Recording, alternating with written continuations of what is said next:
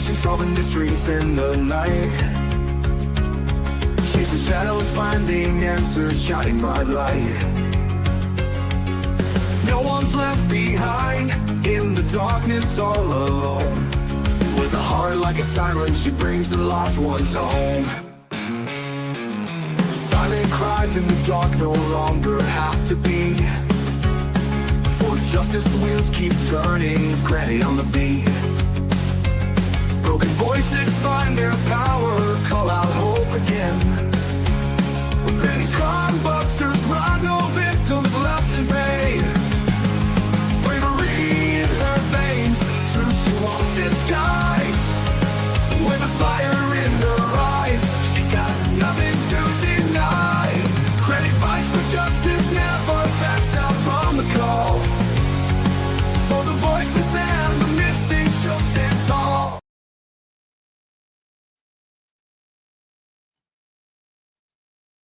Hello, everybody. How is everybody doing tonight? Hello, Victoria, Ginger. Good to see you both. Anyone else that's sitting out there in the bushes? Tonight, we are talking about multiple missing children. There's not a whole lot in any one case, so I thought we'd talk about a few different ones. And of course, our regular ones. So we'll get started with our spotlight on the missing. Today we're talking about Maria Fernanda Arteaga Sanchez. Hope I said that right.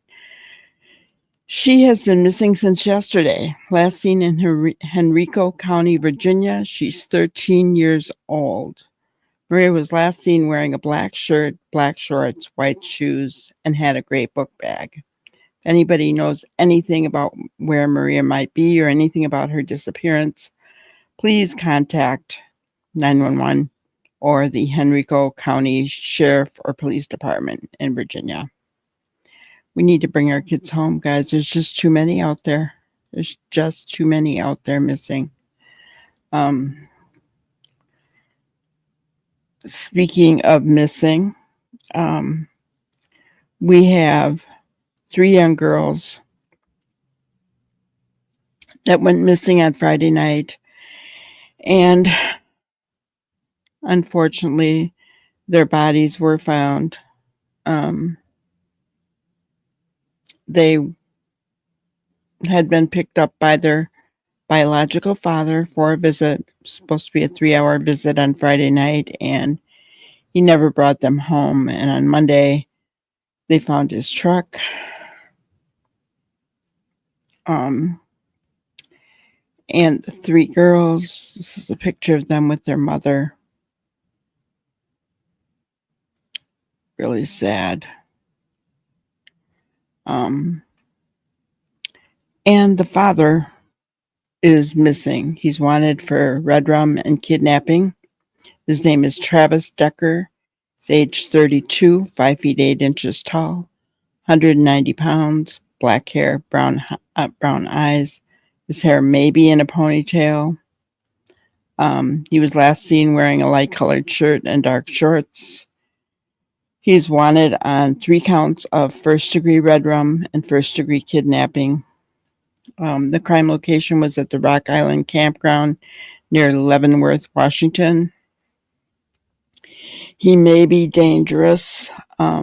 He was military. He was experiencing PTSD.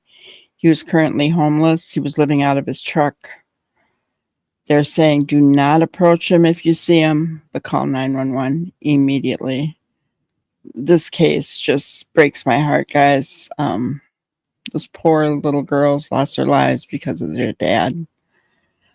Kate, hello. K9, Brenda Joe, good to see you. Yeah, that is a horrible one, isn't it, Victoria? It's awful. I thought we'd watch a little clip of what's going on with them.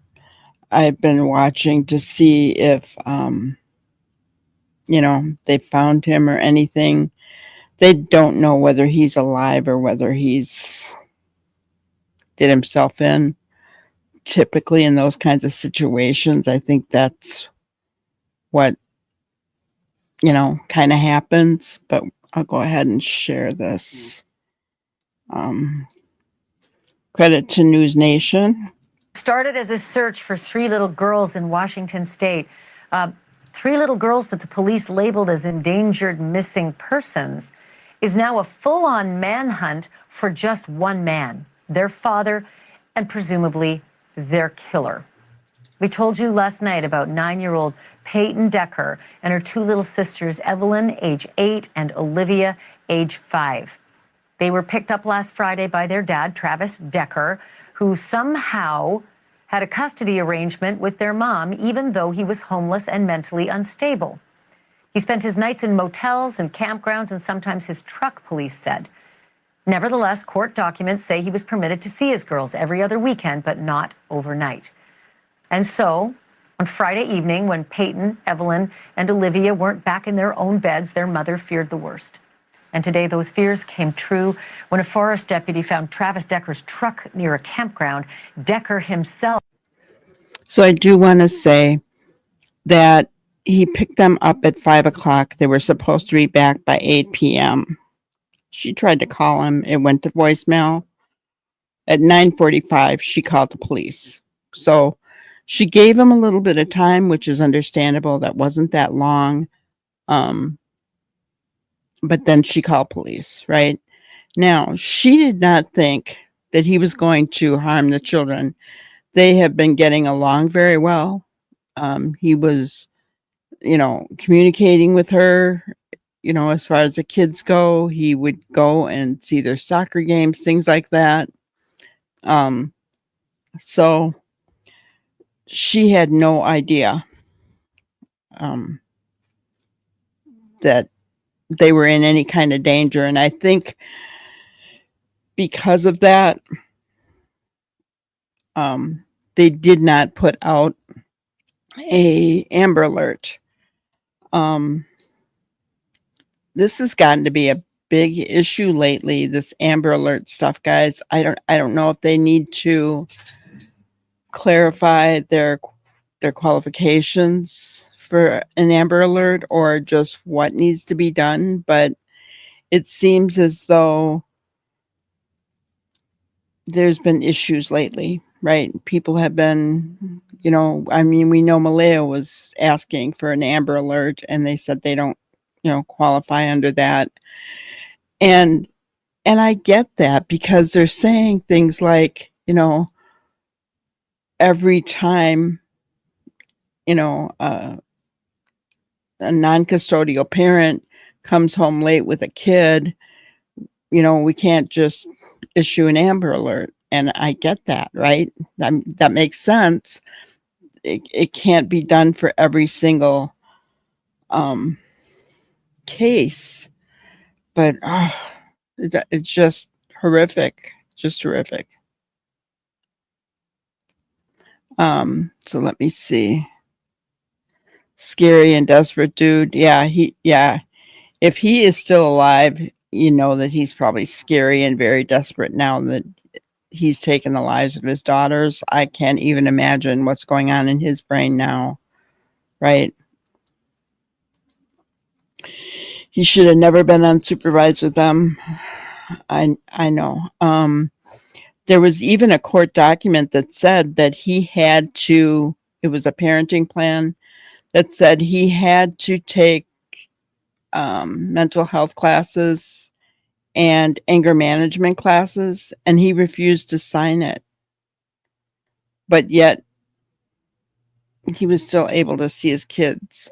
I don't know if that was just him and his wife agreeing to that or just what happened. I don't know. Somewhere the ball got dropped, and I don't know why that happened. Yeah. Exactly. Their mom, I can't even imagine what that poor woman is going through, guys. It's horrible. Yeah. I agree. I mean, when he didn't sign it, then they should have just removed all custody. In that case, So I wonder if he would have gone after, I mean, obviously everything's off the table. So would have been like a hostage type situation where he took them all, and you know what I'm saying? So who knows what could have happened. But let's continue to listen to what she had to say here. Nowhere to be seen, but the officers soon found the bodies of his 3 little girls. So when he too is found, he will face 3 counts of first-degree murder and 3 counts of first-degree kidnapping. Until then, police say he is highly dangerous, a military veteran with wilderness training and borderline personality disorder.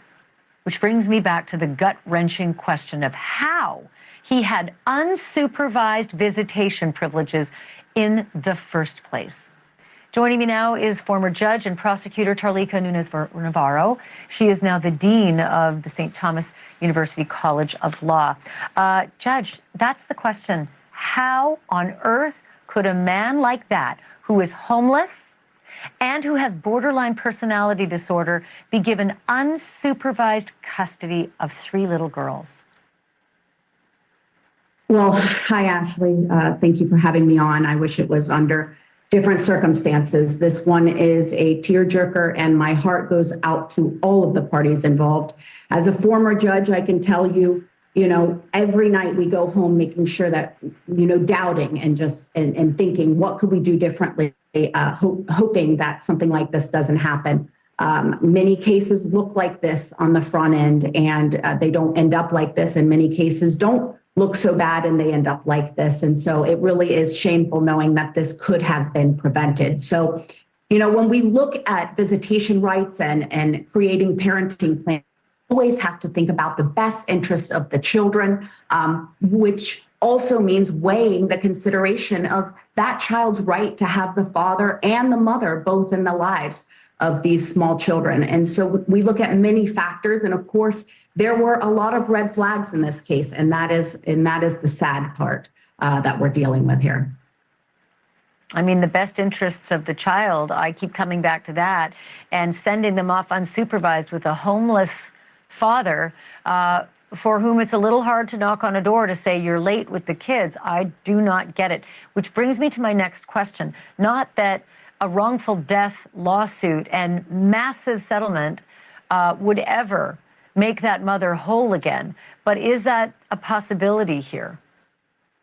Of course, it's always a possibility. An Amber Alert. All right. I don't know if they're talking about a wrongful death lawsuit against him. What good is it going to do? I mean, unless they're thinking about going after the courts, something like that. But he's homeless. I mean, he doesn't have a job. So he's homeless. I don't know. I did not realize, this is the first I've heard that he had borderline personality disorder. But yeah, I mean, I do think the courts have failed this mother, right? And I have a feeling that he is out there in the woods somewhere. Just to let you know that when they found the children, their wrists were zip tied and there was plastic bags around their heads. Manner of death was asphyxiation. The truck that they found,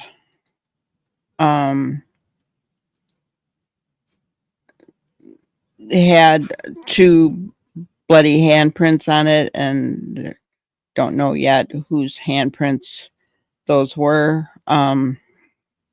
So we obviously don't know everything in this case yet, but very, very sad. We started out with 3 missing children taken by their biological non-custodial father. And then you have them turn up dead. Just very sad situation, in my opinion. No mother should ever have to go through that. All 3 children taken at once. I remember another mother that had that happen was Chad Dorman's wife. I don't know if you remember that. He took the lives of his 3 little boys out in the front yard. And she tried to stop him, and she put the gun, her hand in front of the gun, and he blew off her thumb or something. So yeah, that was another situation where Chad did plead guilty. Thank goodness she didn't have to go through, a whole trial with that. But that one was bad too, right?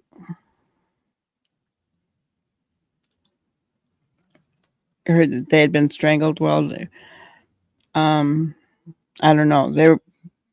They were found with plastic bags over their heads, so I don't know if he also strangled them as well. I do not know. It didn't say that in the court documents, but yeah, Chad Dorman. I think on my intro video, you see those 3 little boys and their older stepsister. She did live, by the way. She was able to run and try and get help. But by the time police got there, they were all gone, laying in the front yard. So that was another case that was, guys, I do not understand how parents can do this to their children. I will never get that. It blows my mind. Blows my mind. What makes, it all comes back, any tragedy like that, whether we're talking school shootings or parents taking the lives of their children, it all comes back to mental health, doesn't it? And there's always red flags. There's always red flags.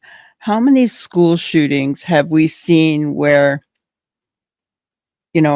they've interviewed other students at the school and they said, oh yeah, I knew if anybody was going to be a school shooter, it'd be him. Did you tell anybody that? Right?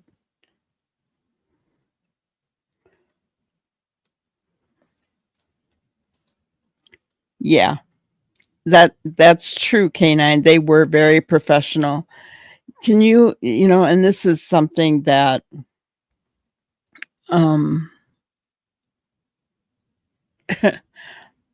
I can't even imagine our blue, we got to back the blue, what they see. Can you imagine those police officers coming up on those kids? They already knew when they came up on them that stepdaughter said he's shooting my brothers. So they knew, and when they got up to him, he had put down the gun, but he wouldn't walk up to them. They kept telling him, get on the ground, get on the ground. He wouldn't do it. He just sat there on the step. And so they put him on the ground, but they were very professional, right? They really were. Hi, Walla. Good to see you. Welcome in. Yeah. Very sad. Very sad. And here we have another one, and the guy's out on the run. I mean, I sincerely hope that, I just get this funny feeling that he's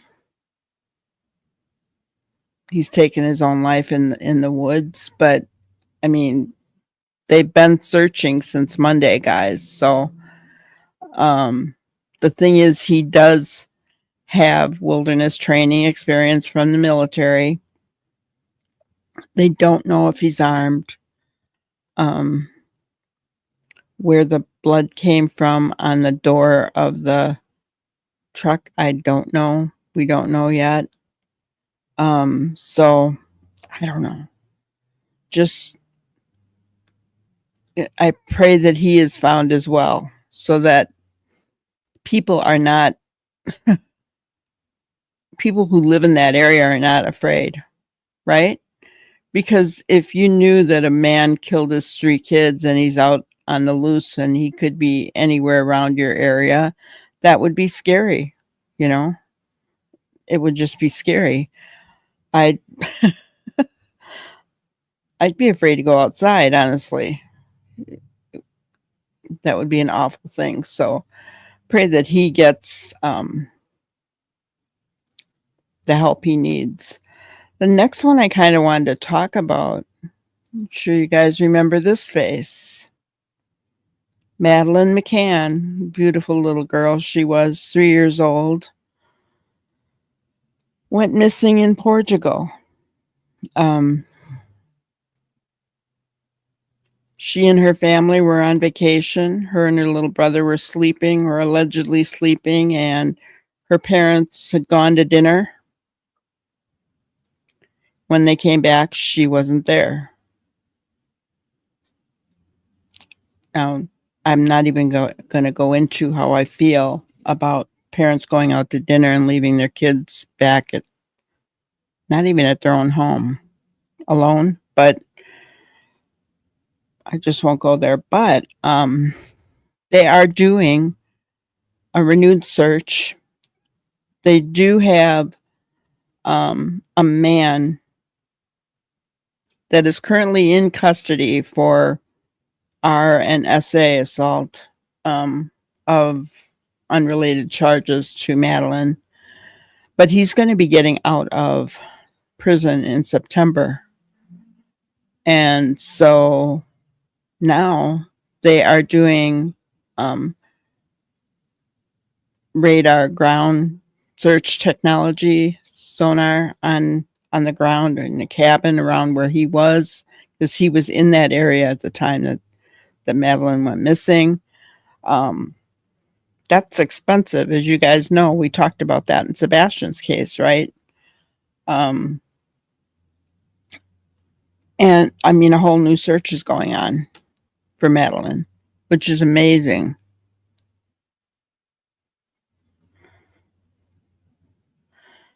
Three years old, she was. Yeah, she was alone at 3, and I think her brother was, I don't know how old her brother was, but this happened 18 years ago, and they're now doing another search. So let's listen to what, I better take this away first. You're not going to be able to see it. So Mr. Yummy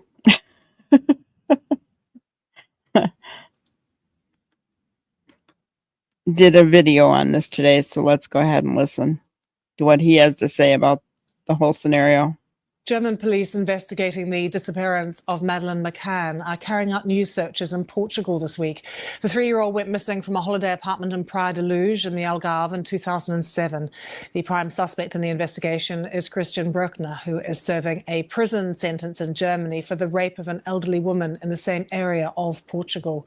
Daniel Sanford is near the search site just to the east of Praia de Luz, and he has this update for us. German authorities have launched a new search for missing child Madeleine McCann, but don't let the mention of Christian Bruckner in that report discourage you. Even though he's clearly not involved in that part of the search as a wild goose chase, this search might still turn up some golden eggs. So in today's video, let's watch this BBC report and I'll show you why. I'm Deception Detective, an attorney trained in statement analysis. This channel exposes lies and manipulation, so if that's your thing, hit subscribe. For exclusives, early access, and other cool perks, become a channel member. Link in description. Madeleine McCann is arguably the world's most famous missing child, and she's a subject of my most popular video on YouTube.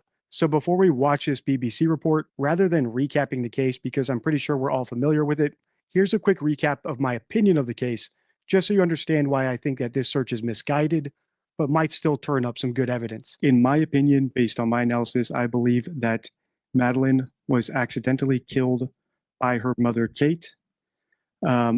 by oversedation, most likely, right? So Kate gave her a sedative or too much sedative. Madeleine died. And then Madeleine's parents, Kate and Jerry, hid the body somewhere cold, or like a crevice, a cave, the ocean. Or a few videos ago, we started getting into the concept of wells. I think it was a tragedy. I think Madeleine was accidentally killed. And then the parents decided to cover it up to avoid potentially something as small as the embarrassment of looking like negligent parents to something as serious as being arrested in Portugal and having their two other children, twins, taken away from them into foster care. Whoa. Did you guys know he felt this way? I mean, wow. I mean, they are going after this other guy who has denied doing anything to Madeleine, but that, I mean, he's not the most credible source either, right? I mean, he's obviously RNSA abuser, so it's not like he's the best person in the world either. You did know that? Wow. It's one case you do not agree with him on. Well,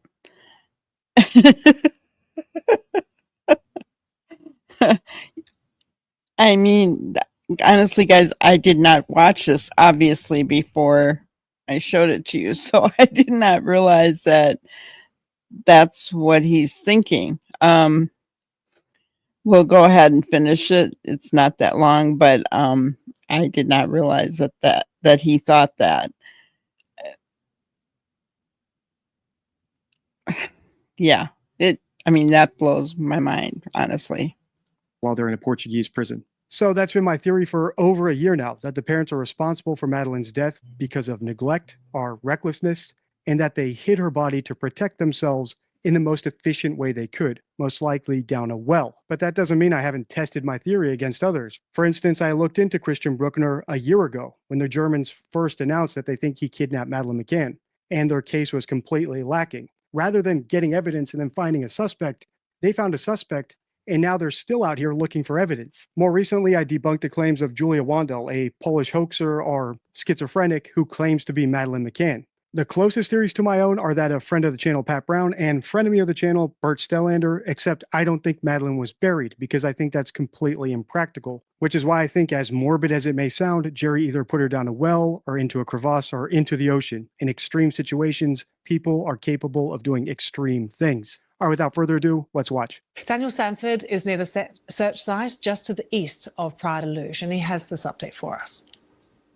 Well, just to give you an idea of the geography, we're standing on a road that leads from Lagos in that direction to Praia da Luz in that direction. And Praia da Luz was the resort where Madeleine McCann went missing 18 years ago when she was 3 years old. She disappeared from a room in a holiday apartment where her family were staying. And just behind me is a road leading down to the sea. And this is very much the focus of the search today. You can see there's Portuguese police blocking entrance to that road. But what we've seen is 4 vehicles carrying German police heading down that road, and they're the specialist search team that have come in from Germany. We've also seen a Portuguese fire engine going down that road, and that's in case the German police need to pump out any old wells as part of their search. German police have got permission through the European search warrant system from the Portuguese prosecutor to go onto private land, to search on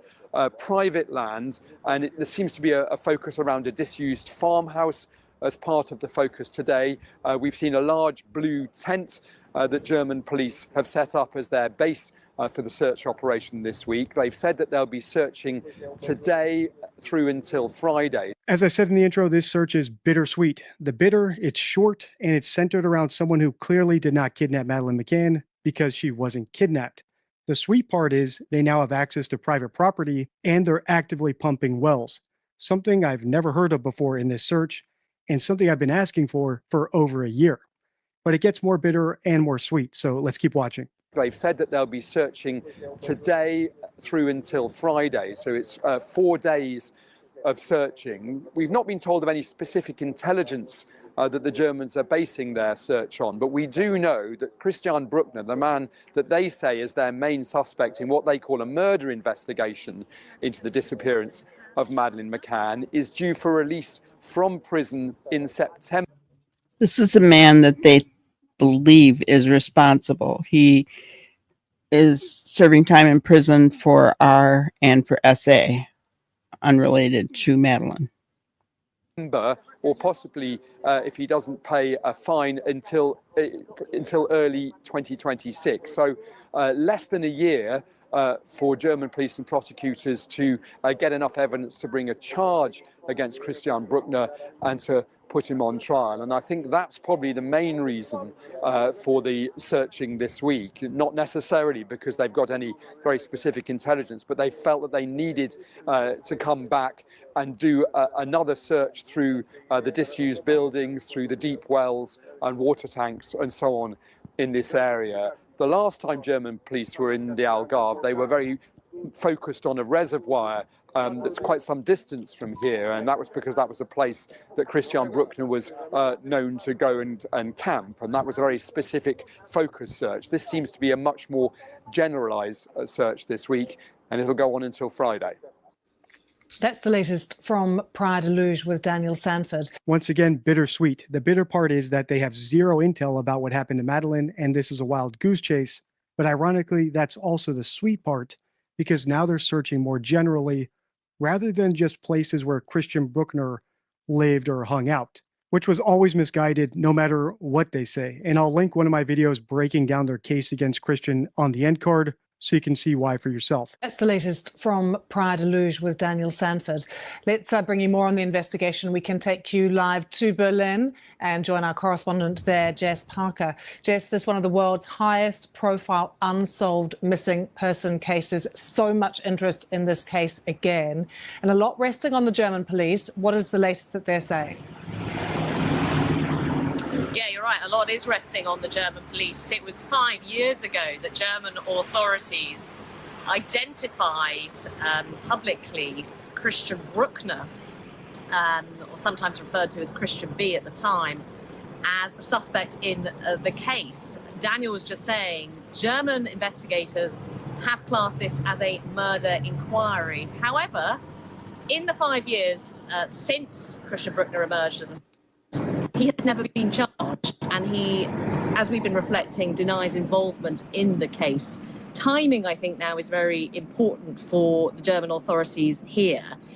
Once the clock runs out on the German prosecutors here, that will be yet another bittersweet situation. Bitter because Christian Bruckner is probably a monster, but also sweet because I don't think he did anything to Madeleine, so we can finally put this red herring to rest. If you want more like this, let me know by liking and commenting below. Check the end card for my video debunking the case against Christian B. Interesting. I didn't know his take on it. I find that very interesting. I also remember that woman who claims she is Madeleine, right? It seems very mentally disturbed as well. You know, and that is unfortunately what happens when no bodies are found, guys. You know, things can pop up years down the road. This is a really good example of that. Somebody can claim to be them.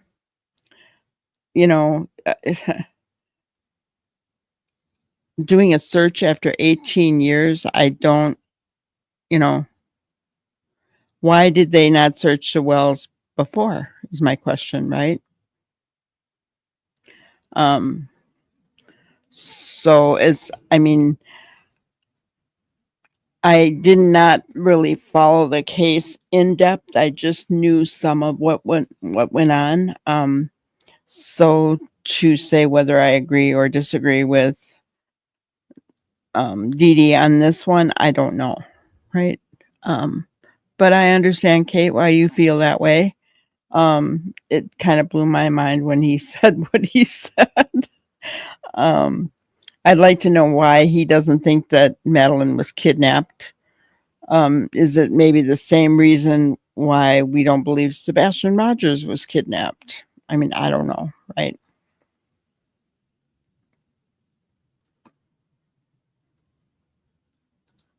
Ah, so I've read a few articles a couple months ago that said he had flash drives or something in his house under his dead dog. Yeah. That had photos of Madeline, or they believe is Madeline, but they have to prove it. Gotcha. Okay.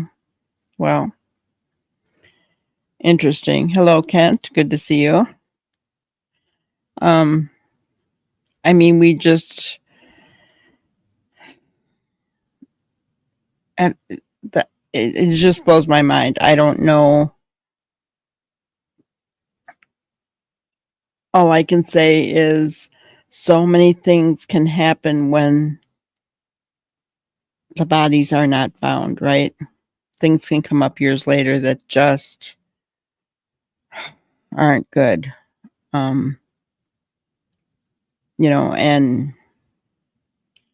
I mean, I hope they found their guy. I really do. But I mean, we don't know, right? We don't know. It is kind of odd. It's like they're doing things backwards. I heard that they did not lock down the crime scene. I saw another video, and that'll be in my morning show coming up, where one of the guys that was at the investigation 18 years ago when it happened said that, they didn't lock it down. Some big mistakes made by law enforcement at that time. And how many times have we heard, oh, they didn't lock down the crime scene at the time that they got there? How many times have we heard that, guys? John Benet, Sebastian.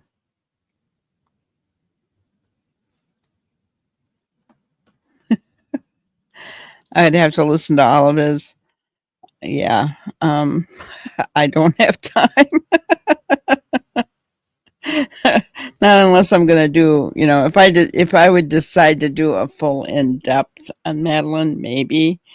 It depends on what they find with this, I think. But yeah. I listened to, in another case, little Dylan Ayler. I listened to one of the searchers, and actually Jason, Dylan's dad, had it on his website, and he was saying that the pants that they found recently were not Dylan's. The camouflage pants that Dylan had cuffs around the bottom of them. The pants they found did not. Police determined that once they dried, they were too big of a size for Dylan at the time that he passed. And the pattern, they analyzed the pattern of the camouflage against the pattern of, in pictures that Dylan was taken in. And they weren't, the pattern of the camouflage was not the same. So that was kind of a hard pill to swallow, right? But they are going back, and they are searching. I guess in the initial search, and see, guys, this is what really irritates me. When they do an initial search, why don't they cover all ground in that area? I do not understand that. When they did the initial search in Dylan's case, they didn't do the railroad side, which isn't far from Grandma's house, which I don't understand. So that's why they felt that they needed to go and search the railroad side, and they got permission from the property owners, and they went low tide so that they could see if anything had washed up, anything. They found a watch. They found those pants. They were just trying to see what they could see.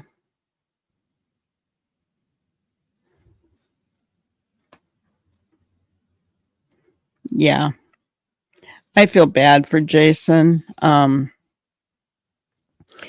Even the guy who did this video, and I encourage you guys, go to Jason's Facebook page. He has a video, the latest video on it, and he has other videos. He is constantly sharing about his searching efforts for Dylan. He has not given up, and it's been 5 years later, guys. He wants to bring his son home, right?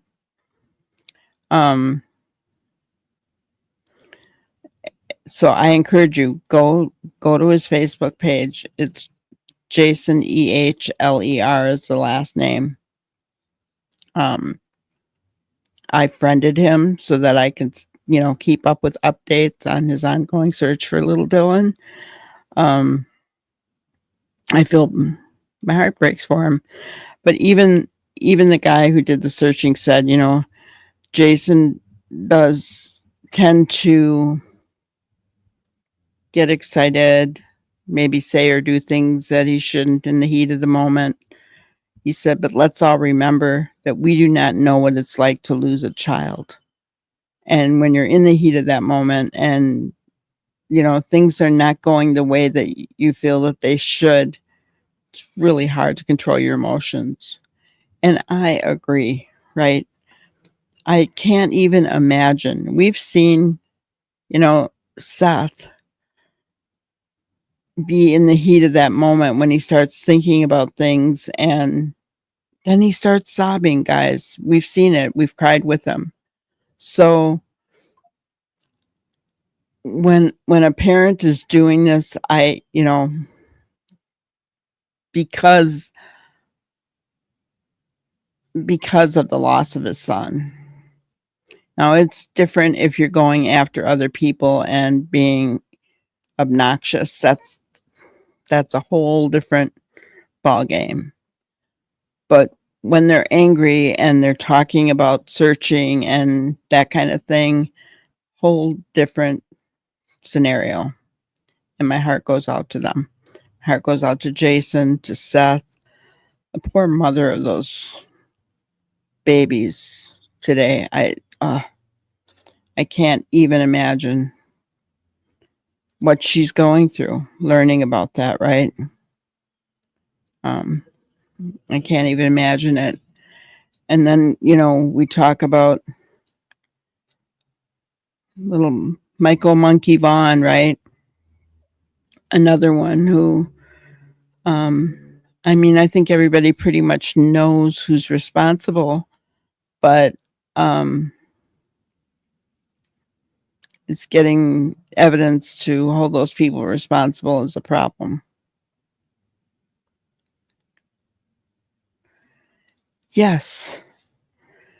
The hell every day, waking up, hoping to find your child, to be able to bury them, to lay them to rest, right?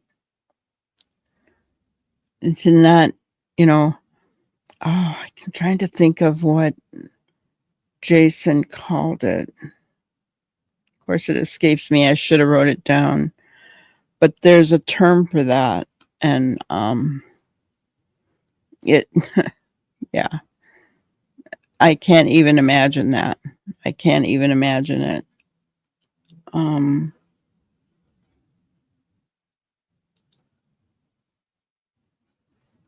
Yeah, I wish I could remember what Jason called it, but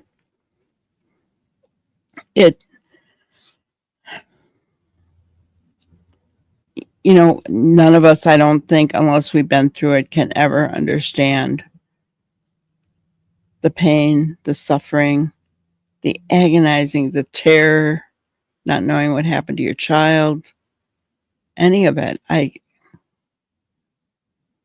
can't even imagine, And poor Brandy, she'd been sick all the way through it.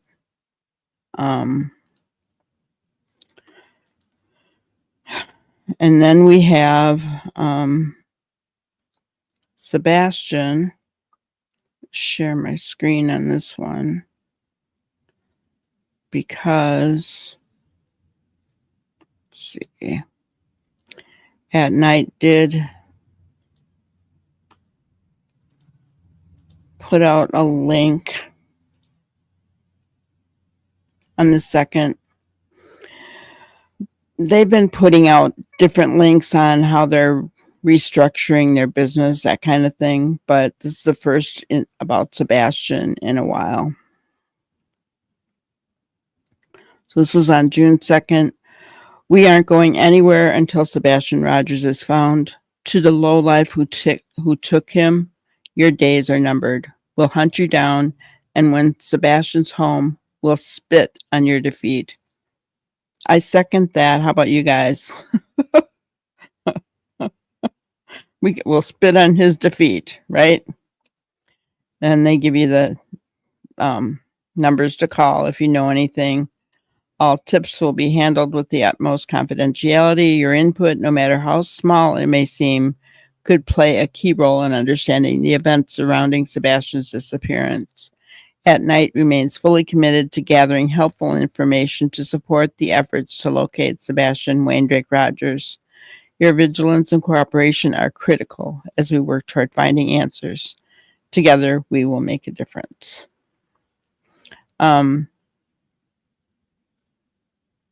So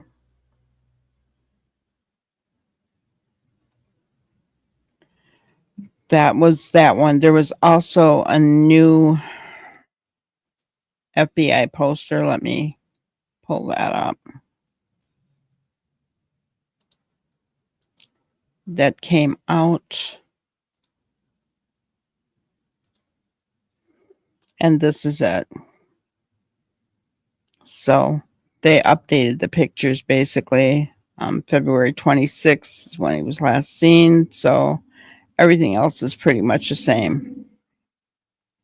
But that's a new FBI poster that came out. So I encourage you guys, for any of these, there's missing persons posters for all these kids, guys.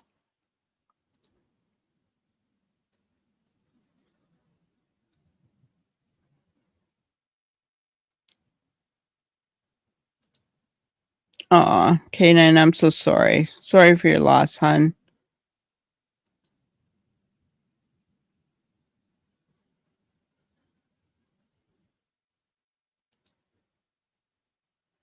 I always believed they weren't involved in this. That river was extremely high that day because of rain and runoff. And if he got near the river, he could have been washed to the Salmon River. Well, I don't believe his parents were involved at all.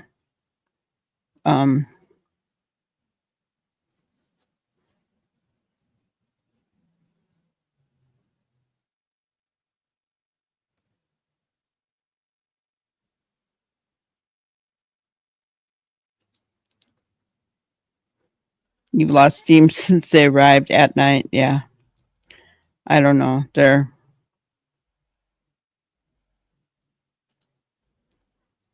Well, the FBI has been helping all along.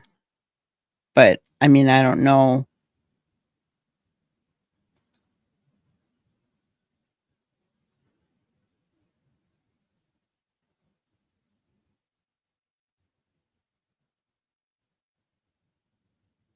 Who lost his fight with addiction?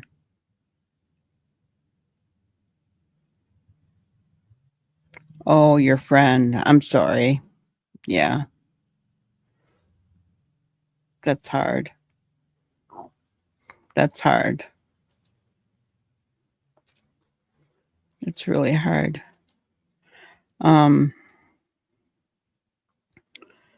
There is another. See, I'll just pull that up. Missing young man.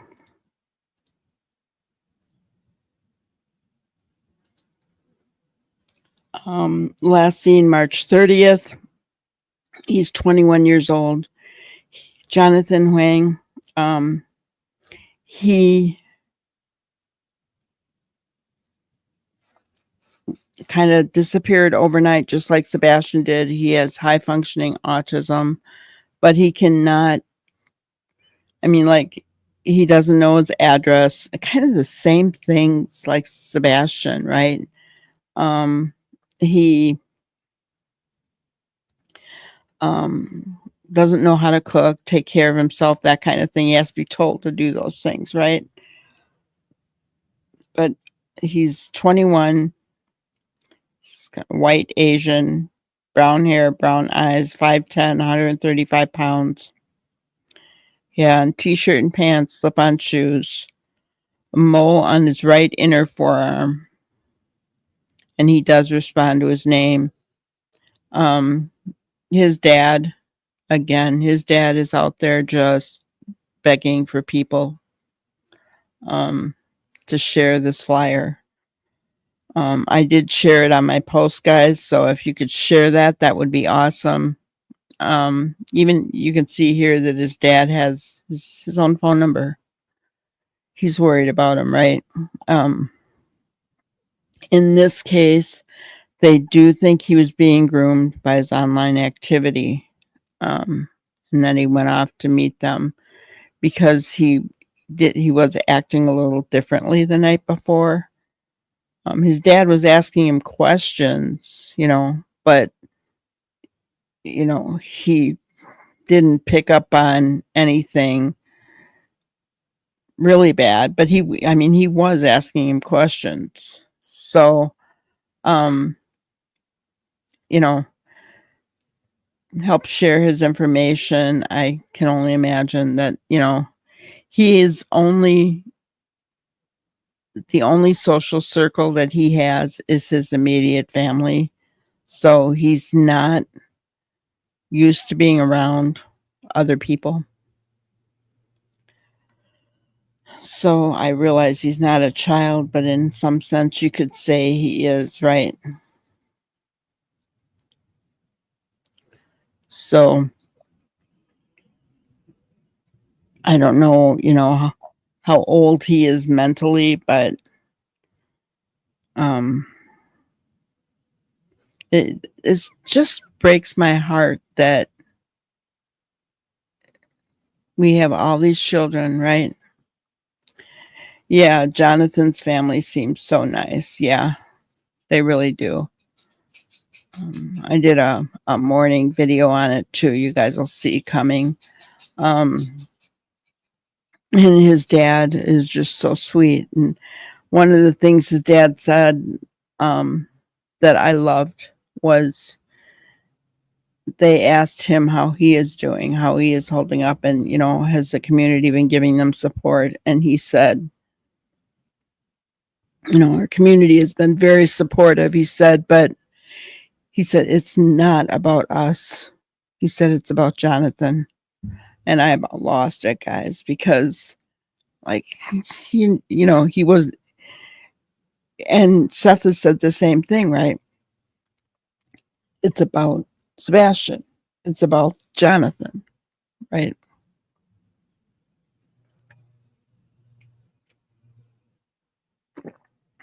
Sorry. I had to take a drink. Throat's cracking up on me. Yeah. It is awesome how the community is rallying around the family. They're not getting much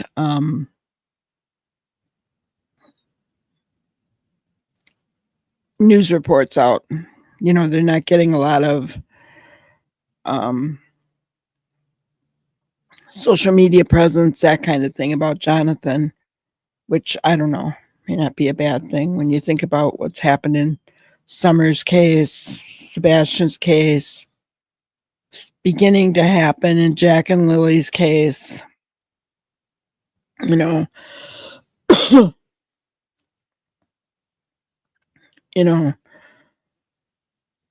People just need to, I heard it said by a creator recently,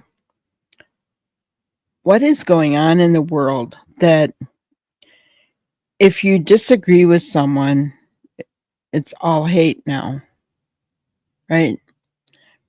You gotta hate each other instead of, okay, I disagree with you, let's just move on, right? We can agree to disagree, but we can still be friendly and, right? And that's not the way it is. And it's sad. It's really sad.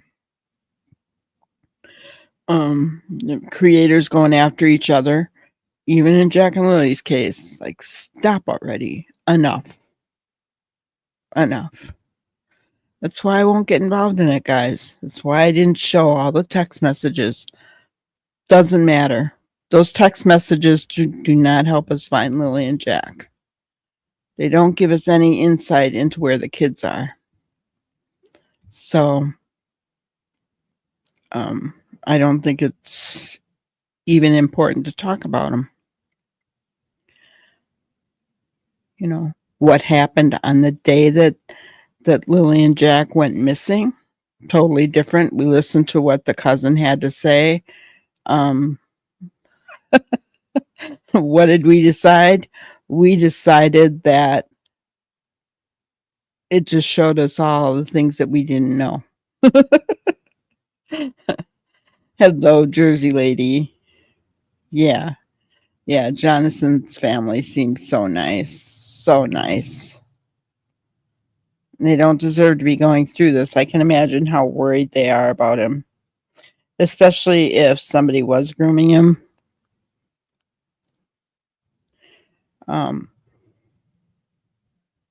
You know, it's a little bit harder. And here is something that really stood out to me on Jonathan's case, is that they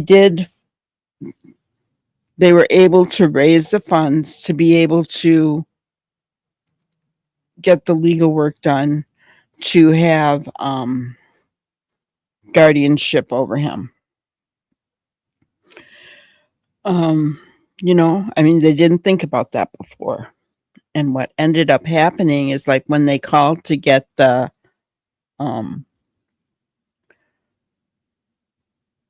breakdown of everything on the iPad, when they called Apple to try and get all that information, they wouldn't give it to him because Jonathan's 21.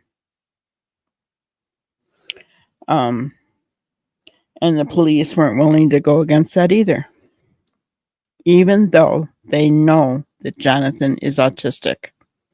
The police weren't willing to go that extra mile to get anything done.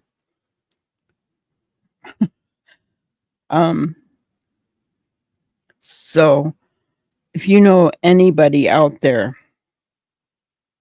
whose child is vulnerable, make sure the parents get guardianship. I think we've talked about this before. Ginger has said how she's got it. You know, very important, because if something ever happens, I mean, God forbid anything does happen ever, but we know it has, right? In the case of Jonathan, in the case of Sebastian, you know, but Jonathan was 21, so it really mattered for him. And it caused a delay in getting a lot of the information that they needed in a timely fashion, right? Because remember, things get recorded over. So that's been an issue for them.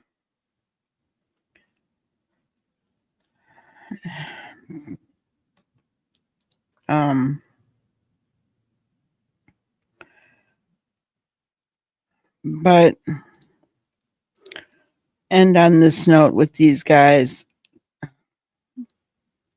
nothing really new going on other than drama. Hello, Prayer Warrior. Good to see you. So I'm hoping and praying that some tips come in and these children are found. As far as who's responsible, I'm sitting on the fence, and I think I'm going to stay there until RCMP says or does something, because it's just too difficult to. There's just too much going on that we don't know about, and I feel that by not having all of the right facts, it's hard to make a good decision on what happened to these children. For sure. I find it hard to believe that they were abducted, but I mean, that's not off the table either, right? You know, did they leave on their own and were walking down the road and someone picked them up? I mean, I don't know, right? Well, there's no scent going past the driveway. Did somebody pick them up in the driveway? I mean, I don't know, guys. Just a lot of unknowns, kind of like in Sebastian's case, how there was no scent leaving the house, right? You know, these kids just do not go poof. As much as they might like to try to play ninja, that doesn't happen. They just don't poof. They just don't go anywhere. So something happened. And I feel horrible because I don't even, you know, you don't have what do I want to say? There's not a Seth in this case. I think Daniel is trying to be one, but in my opinion, it falls flat with Daniel. I don't know why. That's just what I feel.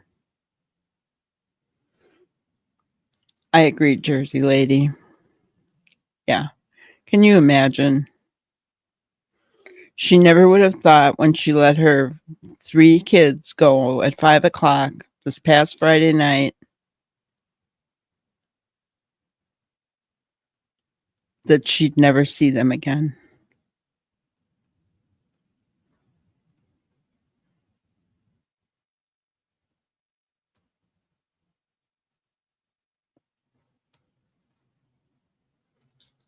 I hear you, K9. I haven't been listening to any of the BS on their case. I'll only consider Ellie's statements. After being rung through the ringer emotionally in Sebastian's case, I just can't. I'm right there with you. That's why I've started taking at least one day a week off. Because I have to shut down for a little bit. You know, I just have to.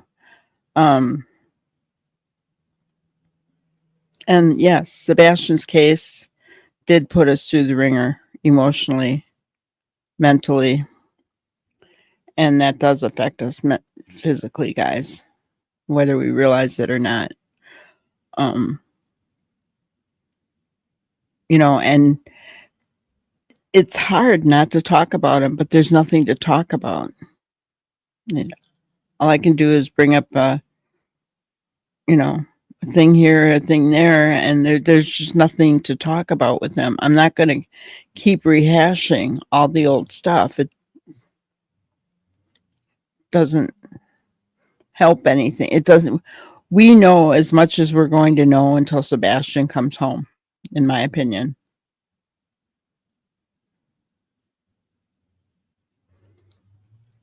Exactly. Getting involved with the drama isn't going to find these children so they can be laid to rest.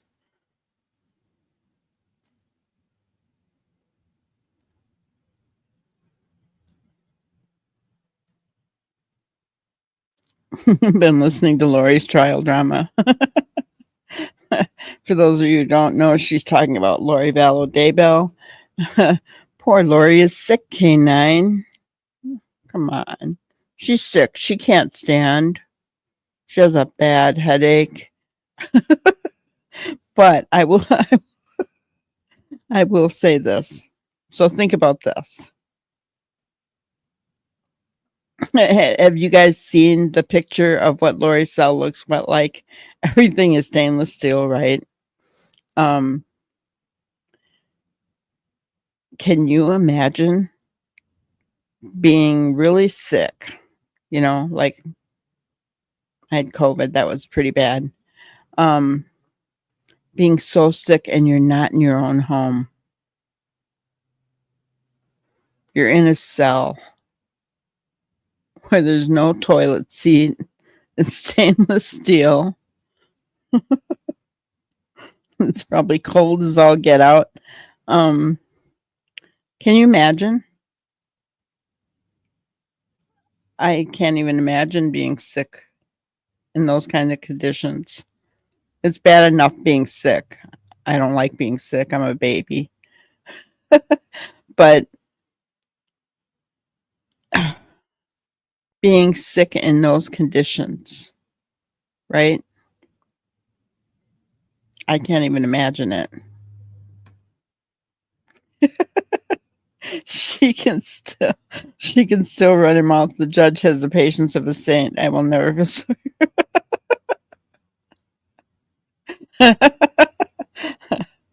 I was just trying to put myself in that kind of position, not that I would ever do anything like she did, killing your kids and yeah.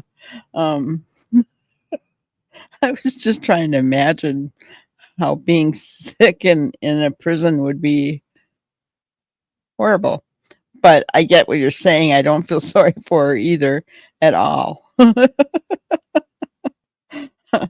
And yes, her mouth still works. And Kent, I agree with you. I don't think they left the house on their own accord. That's about all I think. I mean, it's just too hard to know exactly what happened.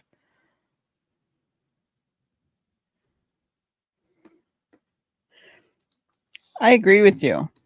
She needs to be grateful she didn't get the death penalty.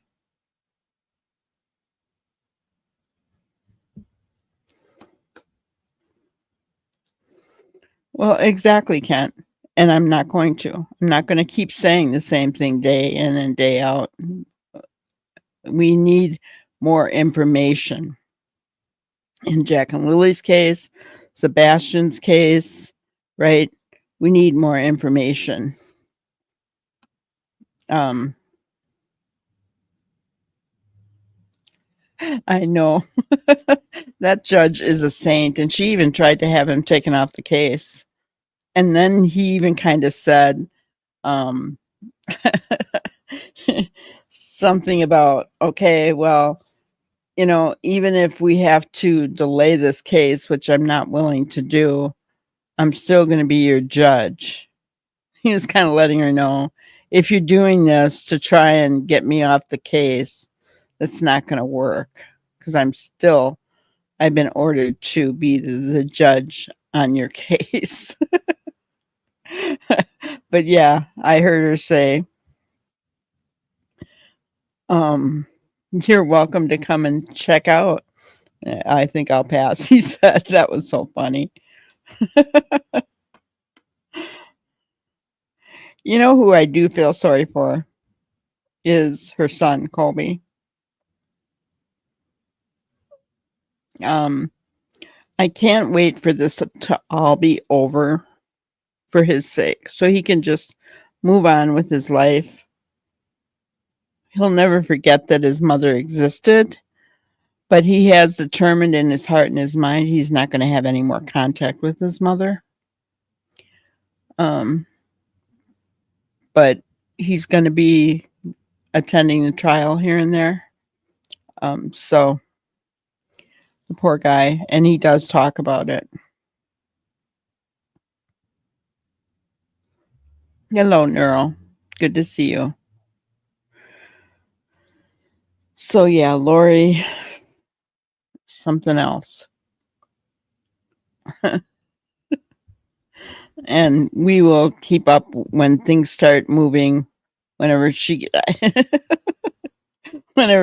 better. We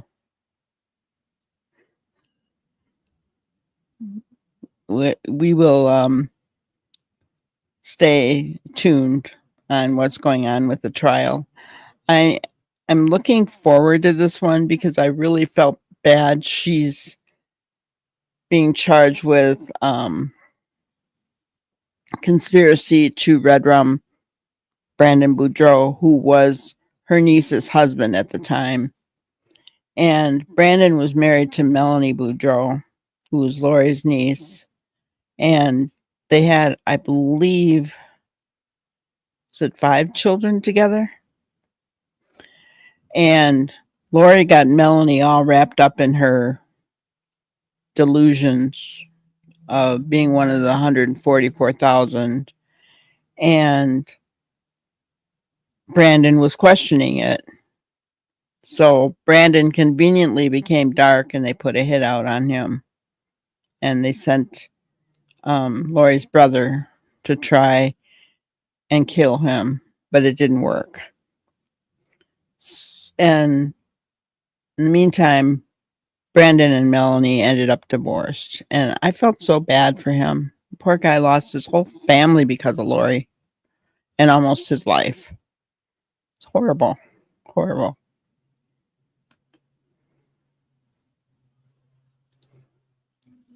Yeah, I'm starting to realize how hopeless a parent feels when they can do nothing but wait on law enforcement to do their work. Yes. And guys, it would be really difficult not to get angry. Jason Jason Ayler, Dylan's dad, has a no contact order with police. He can't even call them. Which I will say, I back the blue, but I do not see there's ever any reason for police to put a no contact order on a father of a missing child. I think that's a bunch of bull. But there you have it. They're going to get angry. You know, even Deception Detective says that, you know, an innocent parent will get angry with law enforcement. They'll feel that they're not doing enough, right? Until the child's found.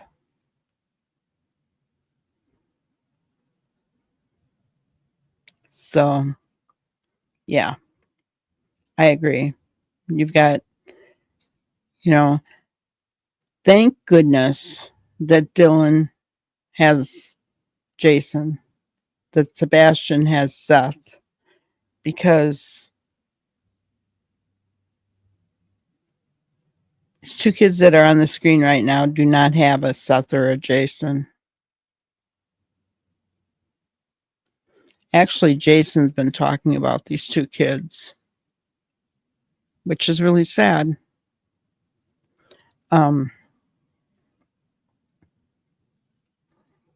You know,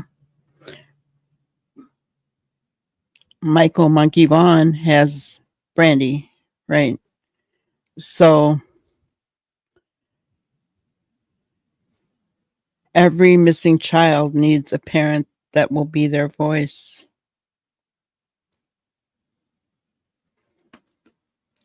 Do I think Lori believes her delusions? I do. I've listened to Cody, or Colby, her son, and her brother, Adam. They both believe she believes her delusion, and her Uncle Ray. They all think that she believes her delusions. And they don't think that she will come back from it, because it would be too devastating. And she can't let her mind go there. And I agree with that 100%. I do think she believes her delusions.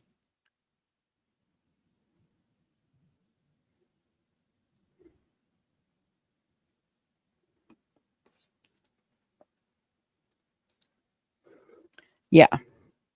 But he's back around to it again. Exactly. Anger is a natural part of grieving, and Ellie should understand that. I agree. Yep. And I do not understand.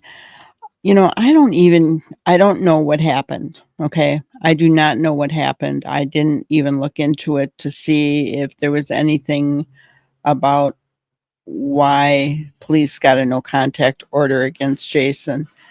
It doesn't matter, in my opinion. He is the father of a missing child. He's angry and he's upset and he wants his child home. And I don't see that there's any reason for them to be putting a no contact order on him. I just don't. So I wanted to look here.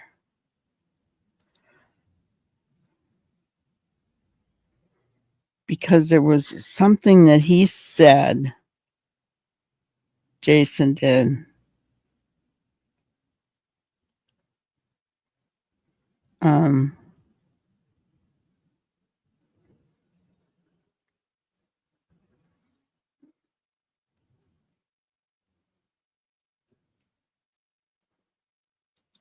That I wanted to show you guys. I don't remember what the term was for it, and it's driving me crazy until I find it.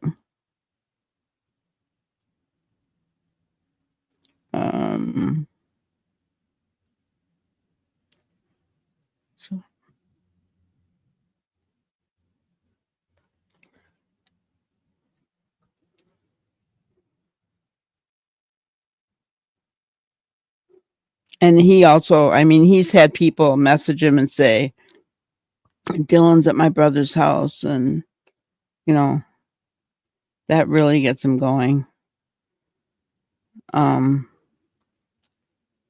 So I don't know why people are so mean, right? I do not get that. Anyway, if I find it, I will maybe share it tomorrow.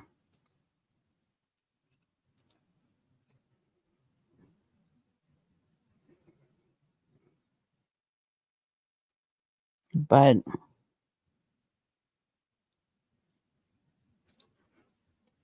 we need more grief counseling for victims of crime and for parents of missing children. Trauma is one of the biggest causes of mental issues. I agree. Are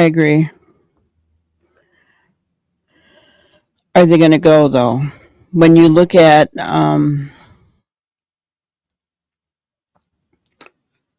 this guy today, I think of it, Travis Decker, he was court ordered. He was court ordered to take mental health classes and anger management classes, and he refused to sign the order. Yet he still had visitation with his kids.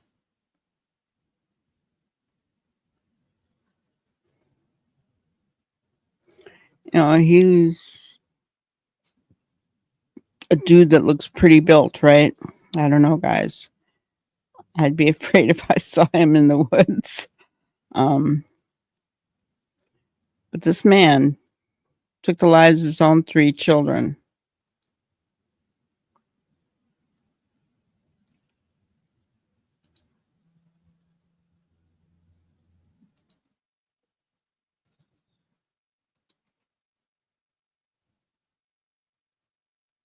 Very sad. 3 beautiful little girls lost their lives because of mental health. Mental health. I found an old grannyism today that worked because at any given moment, you have the power to say, this is not how the story is going to end. And I really want to believe that in these cases, guys, because when we think of Sebastian and Summer and Dylan and Michael and Lily and Jack and whoever else I missed, Jonathan, right?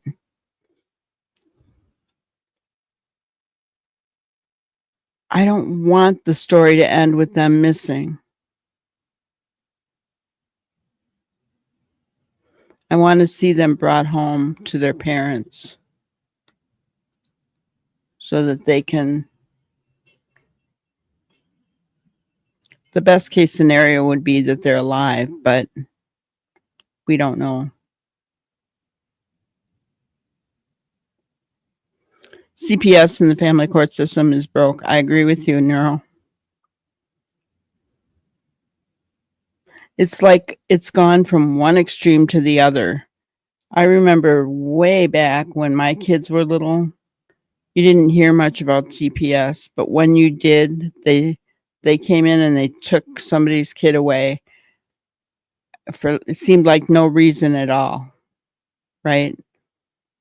And now they rarely take anybody away, and you have horrible things happening to kids.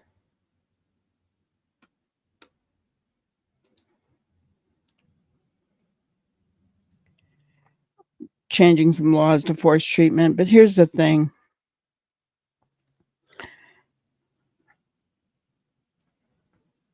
If a person isn't going to apply their mind to the treatment, it isn't going to matter. They have to want the treatment. Doesn't mean that you shouldn't try or that they shouldn't be court ordered to do it. But the way that I look at it, it's like an alcoholic, right? Or a drug addict. Until they're ready to stop themselves, no treatment program is ever going to work. When I was young, in my 20s, I tended bar for a guy. Nice guy, very nice guy. And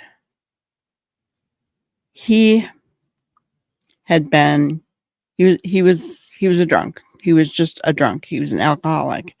And he had been in and out of treatment centers, you know, I think 3 times. And his ex-girlfriend talked him into going again. And she took him down there and brought his car back to her house. So I was the day bartender, and he called me and he said, I want you to get another one of his friends and go to her house and get my car and come to Milwaukee and pick me up. Now, Milwaukee, from where we lived, was 3 hours away. And he said, I said, are you sure you want me to do this? And he said, I've already checked myself out. I'm at the bar across the street. I said, what's the address where you're at? I said, you realize it's going to be 3 hours before we get there at a minimum. Yes, I know. I'll be sitting here at the bar. Great. So I call his friend. We go over to his ex-girlfriend's house. She reads me the riot act. And I said, listen, he's my boss. He told me to come here and get his vehicle and come get him. He had already checked out of the hospital. What do you want me to do? You know? So I'd say all that just to say that if they don't want the help, it isn't going to matter. You can talk them into going, but if their heart and their mind is not in it, it isn't going to matter. The trauma of being taken from your parents is minimal compared to the possibilities of not being taken. Yeah. It will take them off the street, but I agree about change having to come from within. Yeah. The way children disappear is different due to change in society, problems, mainly rugs, and new measures to tackle this, from better substance misuse programs at the bottom to trafficking gangs. Yeah. I agree. You know,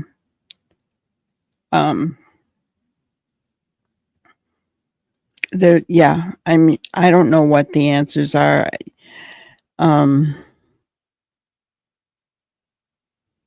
I think that, trafficking is huge, right? I think that every generation seems to get a little bit more lax in their discipline. And guys, don't get me wrong, because I'm not saying that beating your kids is an answer. I don't believe in that. But just discipline as a whole, right? Are we too involved in our phones and ignoring our children and not giving them quality time? Because I've seen it happen, right? If kids don't have boundaries and guidelines established, there's going to be problems.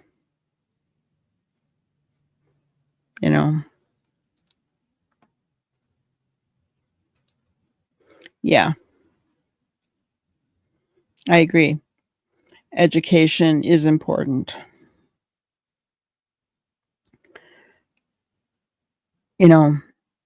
Maybe they need to see some horror stories of a person that's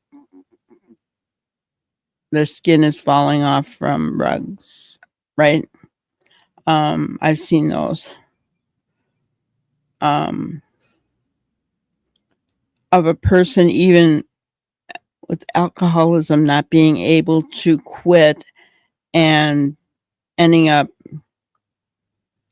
losing everything. Maybe they need to see some real life stories about what happens to people when they're in those situations, right?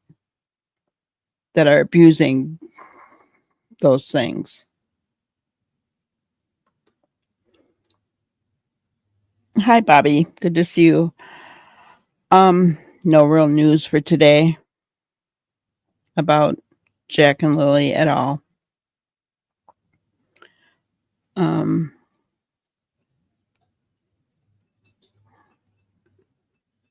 They're still hoping for tips to come in and following up on those. There's no search going on right now, but they have said that if they do get some kind of a tip that leads them somewhere, they may do future searches. That's kind of what they've done each time they've gone out. So thank you, Bobby. You too.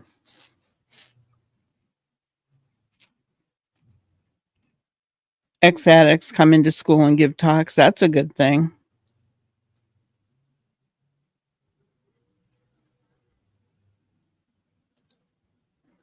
That's a good thing. So yeah, guys, that's all I really had for today. Please share out the new Sebastian Rogers flyers. There's flyers for all of them, but also Jonathan Wang. I don't know how they say that, but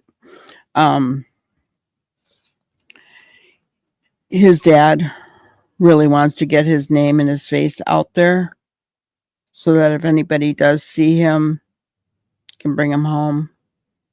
They have no reason to believe that he's not alive. So, just want to put that out there. And of course, all your prayer warriors, please pray for all these kids. So, all right. Thank you guys so much. I appreciate each and every one of you. Please hit the like button on your way out. And we will see you tomorrow. Have a great night. Thank you for watching another episode of Granny's Crime Busters. We really appreciate each and every one of you. Don't forget to subscribe and like and even share the content. You can follow us on any of our other social media platforms at YouTube, Twitter, Instagram, Facebook, and TikTok. We really appreciate you guys, and you can also email us at granniescrimebusters@gmail.com. Thank you so much, and we will see you on the next one. Thanks, guys.